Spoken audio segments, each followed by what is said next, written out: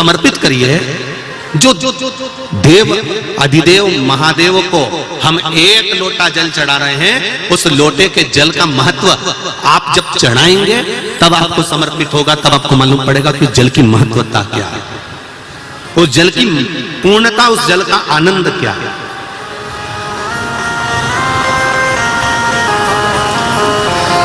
हाँ, दुख आता है, तकलीफ आती है, कष्ट आता है, ये उसी में का हाल है। जैसे तुम यहां से निकल कर जाओ, आगे एक चौराहा आ जाएगा, उस चौराहे पे बत्ती लगी रहती है, लाल और हरी। बोलो लगी है कि नहीं लगी है? जब लाल बत्ती होती है तो गाड़ी को, अरे बोलो तो जम के, रोकना पड़ता है। हरी बत्ती हुई, लाइन क्लियर, चले जाओ। उसी तरह जीवन में दुख आता है, तकलीफ आती है, कष्ट आता है, बीमारी आती है, रोग आता है, थोड़ी तकलीफें बढ़ जाती है, तो थोड़ा सा रुको, थोड़ा थामो। यही समझ लो कि मंजिल तक पहुंचना है और थोड़ा कष्ट आ गया है तो परमात्मा के यहां की लाल बत्ती खड़ी हो गई है, थोड़ी देर रुक लो। यदि थोड़ा तुम रुक जाओगे, थोड़ा तुम रुकोगे, तो ये निश्चित है कि थोड़ी देर गाड़ी खड़ी रहेगी, उसके बाद में लाल बत्ती के बाद में फिर वापिस, जम के बोलो, वापिस हरी बत्ती आ ही जाएगी। तो उसी तरह थोड़ा सब्र करो, थोड़ा धैर्य रखो, थोड़ा सा रुक कर अपने जीवन को, ये नहीं कि मैंने तो भगवान शंकर को एक लोटा जल चढ़ाया था, मेरी तो समस्या ही समाप्त नहीं हुई, मैंने तो पशुपति व्रत करा था, मेरी तो समस्या ही समाप्त नहीं हुई। उसने 3 व्रत कर लिए तो शंकर जी ने 3 ही दे दिए। ले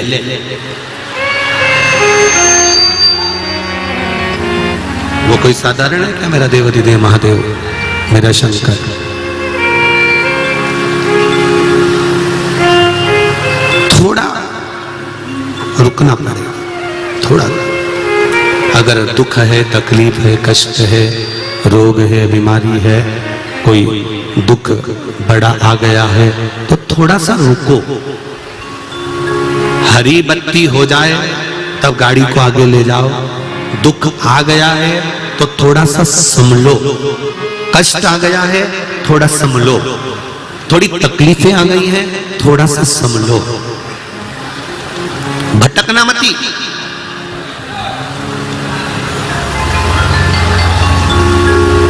भटक कर फिर इधर उधर जाना मत।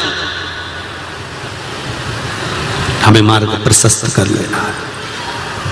थोड़ा तकलीफ जरूर आएगी, कष्ट जरूर आएगा, तकलीफें आती हैं, मानव जीवन है।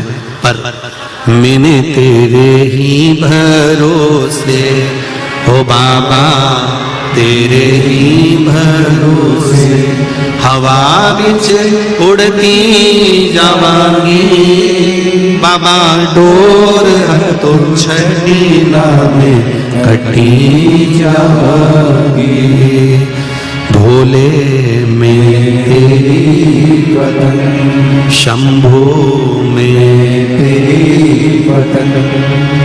बाबा से निवेदन कर कर, थोड़ी सी प्रार्थना कर कर उस दुख को समाप्त करने का इंतजार करो। शिव महापुराण के 6 सूत्र में 5वां सूत्र है शंकर भगवान की कथा को सुनने के बाद उसका मनन चिंतन करना।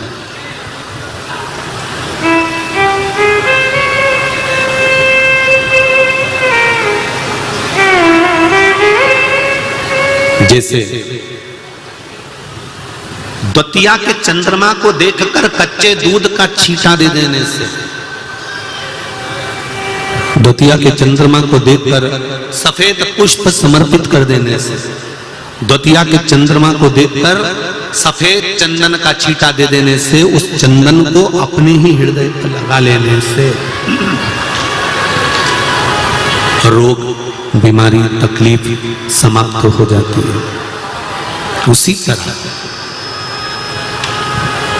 शिवरात्रि की रात्रि को, शिवरात्रि को रात्रि के समय पर हम फिर कहेंगे तुम 12 महीने की शिवरात्रि का स्मरण करना प्रारंभ करो।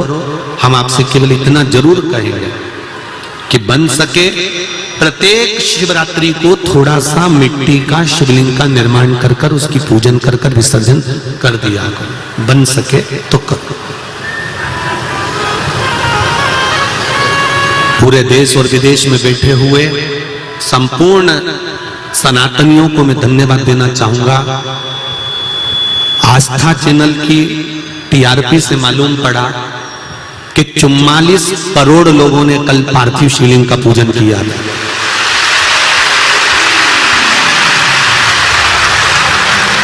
44 करोड़ भारतीयों के घर में शंकर भगवान का शिवलिंग बना था।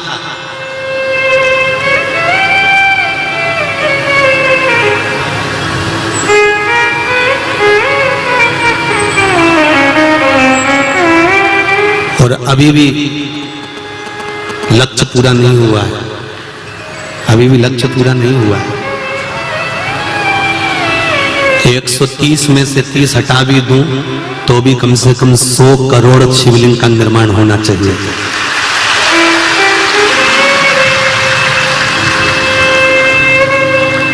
निंदा करने वाले निंदा करते रहेंगे, अपशब्द कहने वाले अपशब्द कहने लगेंगे, उंगली उठाने वाले उंगली उठाते रहेंगे। कई ऐसे भी होंगे जो कह देंगे अरे पार्थिव शिवलिंग कोई रात को बने हैं क्या, विसर्जन करे हैं क्या, ऐसा हो क्या। तो पहले इनसे कह दो तुम्हारे माता पिता से पूछ के आओ तुम्हें पैदा क्यों करा।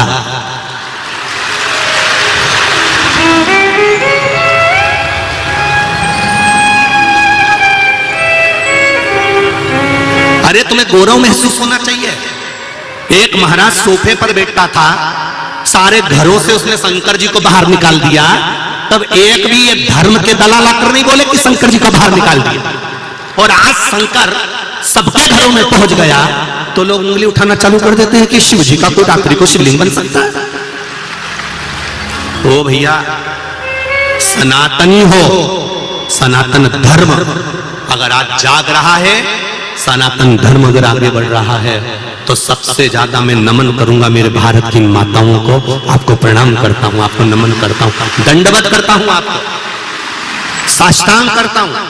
मेरी माओ, 44 करोड़ सनातनियों के घर में कल शिवलिंग का निर्माण हुआ है। तारीख, दिन, तिथि, समय लिख कर रख लेना और अगले साल तक अंदाजा लगा के बैठना कि दुकान पर तुम कमाते थे 500 रुपए कमाते थे तो वो 50,000 हुए कि नहीं हुए, इसके बाद सूचना देना कि प्राप्त हुआ। ये शिव कथा है।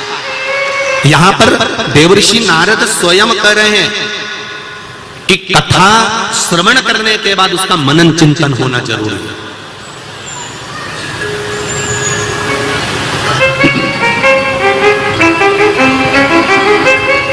कथा श्रवण होने के बाद में उसका मनन चिंतन करो कि कथा हमने सुनी है तो उसका मनन चिंतन करें कि हमने जो भगवान को बेलपत्र चढ़ाई शिव जी ने स्वीकार करी कि नहीं करी, हमने जो पुष्प चढ़ाया शंकर भगवान ने स्वीकार करा कि नहीं करा, हमने जो चावल चढ़ाया वो भगवान शंकर ने स्वीकार करा कि नहीं करा। एक बात बहुत ध्यान लगाकर सुनना, पंडित जी तुम्हारे यहाँ पूजन कराने आए, तुमने पंडित जी को कुछ दिया, तुमने कुछ समर्पित करा, पंडित जी ने वो लिया, उनके आनंद से लिया। पर कई लोगों की दृष्टि होती है कि पंडित जी ने गणेश जी के दिनों में गणेश जी बिठाए थे, रोज पूजन करने आते थे, हम तो एक डब्बा प्रसाद चढ़ाते थे, पंडित जी इतना लेकर चले जाते थे। नहीं नहीं नहीं, तुम्हारा काम है देना, पंडित जी का काम है लेना। अब वो ब्राह्मण देवता ने अगर लिया है तो वो उनको दो, ब्राह्मण देवता को समर्पित किया है। पर ब्राह्मण क्या लिया है, कितना लिया है, कैसे लिया है, उसका वर्णन हमें स्मरण ना हो। बामन पुराण के अंतर्गत आता है, राजा बलि के दरवाजे पर बामन भगवान भिक्षा मांगने के लिए गए और राजा बलि बार बार कहता है कि मैं आपको 3 पग भूमि अपने पांव से नाप कर दे देता हूं। तो भगवान कहते हैं तेरे पांव से नपाना होती तो मैं यहां आया काहे को, मुझे तेरे पांव से नहीं नपाना।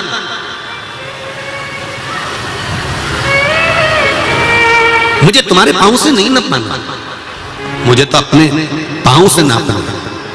ये हमको लगता है इतना मिल गया होगा, इतना रह गया होगा, इतना चले गया होगा। अरे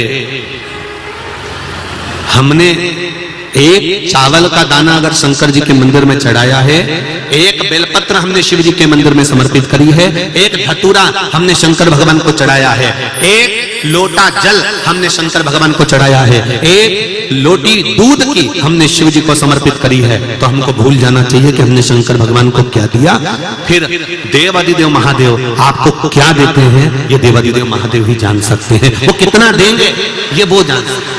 ब्राह्मण को दक्षिणा दी, ब्राह्मण को तिलक लगाया, ब्राह्मण को वस्त्र दिए, ब्राह्मण को आभूषण दिए, उसके बाद हमको नहीं सोचना कि हमने ब्राह्मण को जो दिया वो एक बार देने के बाद भूल जाना है। फिर ब्राह्मण देवता आपको क्या आशीर्वाद देते हैं, ब्राह्मण देवता क्या आपको आशीर्वाद के स्वरूप प्रदान करते हैं, ये ब्राह्मण देवता ही जान सकते हैं।